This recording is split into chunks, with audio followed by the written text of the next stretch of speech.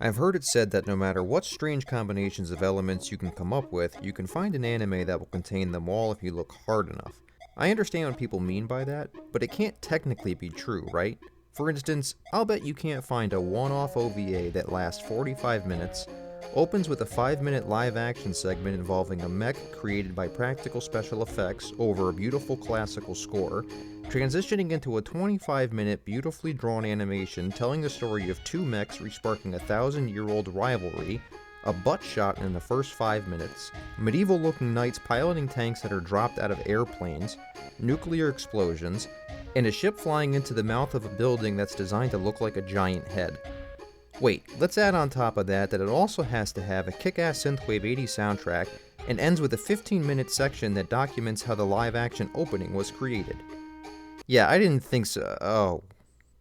Okay.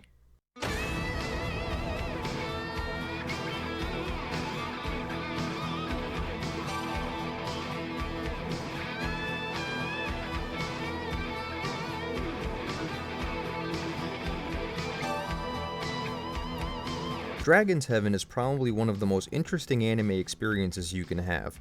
Somehow, this short OVA manages to provide almost no depth to anything, yet show us a glimpse into a rich and fleshed out world all at the same time. What do I mean by that? Well, the story to this anime appears to only exist as a vehicle to show off the beautiful artwork, vehicle designs, and fairly excellent 80s animation. The story is extremely basic. It's set in a distant future where the planet has been ravaged by war, and in which Brazil, now apparently known as the Brazilian Empire, has become a giant post-apocalyptic desert. The world is just starting to pick up the pieces of society after centuries of war featuring everyone's favorite, giant mecha. 1,000 years ago, one period of conflict was drawing to its conclusion. A robot named, or Cheyenne for short, fought off the forces of another evil robot named Elmadine. This victory was not without sacrifice, however. Cheyenne was designed to be better and stronger than his rival Elmadine, accomplished by requiring a human pilot to help operate him during battle, whereas Elmadine was designed to operate alone. I'm not really sure why a human would be an advantage, but the anime tells us it is, so it is. In any event, Cheyenne's human pilot is killed during the battle, so, having lost his companion, he powers down and remains in the desert. 1,000 years later, Rey Skywalker here stumbles across Cheyenne's resting place and he's awakened when his sensors detect her. So after a meet-cute between a girl and a robot, the two naturally hit it off. Did we just become best friends? Yup! I mean, who wouldn't want a cool mech as your new best friend? Ikaru, as she's actually named despite my terrible joke, gives him a free peep show.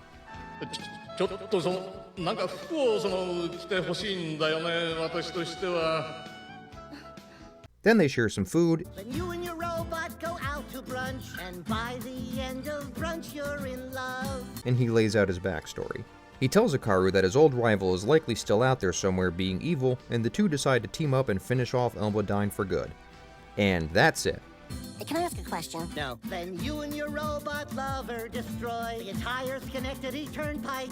That's basically your story. And I am not exaggerating when I say there isn't any further depth or character development at all.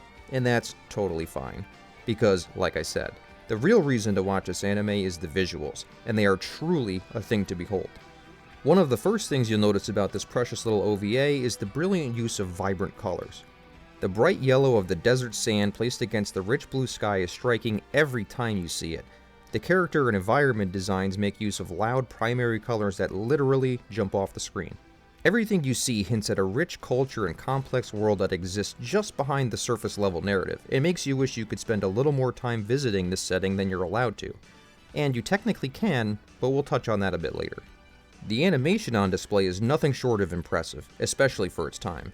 The background of any given scene is filled with insane amounts of detail, from everything to billowing smoke, swirling sand, to cracks and crumbling walls that have been ravaged by exposure to the elements of the desert. The mecha, tanks, airships, and buildings are wonderfully designed to look almost alien in nature. Many of the environments reminded me of something out of Dune. No, not that Dune. This Dune.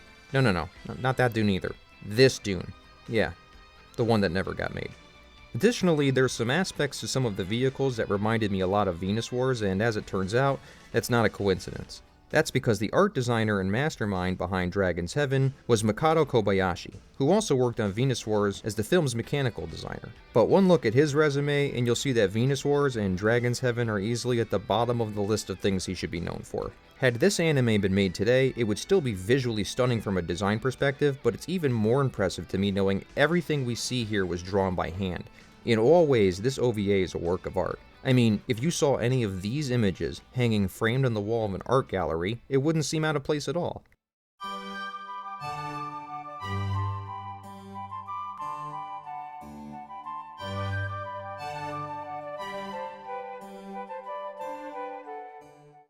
The cherry on top of this strange little anime is of course the wonderfully 80s soundtrack. And here's some clips just to give you an idea.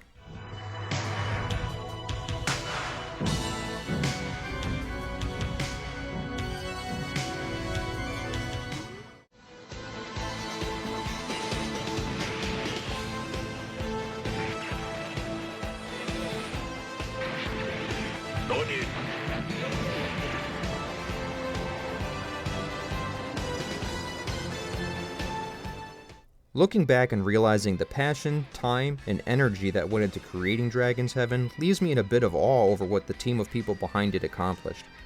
For those curious enough to dig deeper into the little bit of lore you're teased with, you'll find this OVA is just the conclusion of a larger story that Kobayashi had fleshed out in his art books, a lot of which you can find images of online, but are probably worth owning for a number of reasons. I'm thinking about hunting down a copy or two myself now. There was also a manga, apparently, but it looks like this has been out of print since before some of you were probably born, so have fun tracking that down if you want. I've never read it, so I have no way of knowing if it would be worthwhile, but I don't see how anything giving us more of this beautiful art and design could be bad in any way. While there are some detracting factors here that prevent me from saying this anime is a perfect 10, especially considering the simple characters and short runtime, I still consider this a fantastic production that I would recommend to any fans of the genre. If you're looking for an anime that has a sprawling narrative and engaging story, this obviously isn't going to be for you. But if you're willing to spend about 45 minutes looking at a beautiful treasure of the late 80s, hunt this down and give it a watch. Your eyeballs will thank you for it.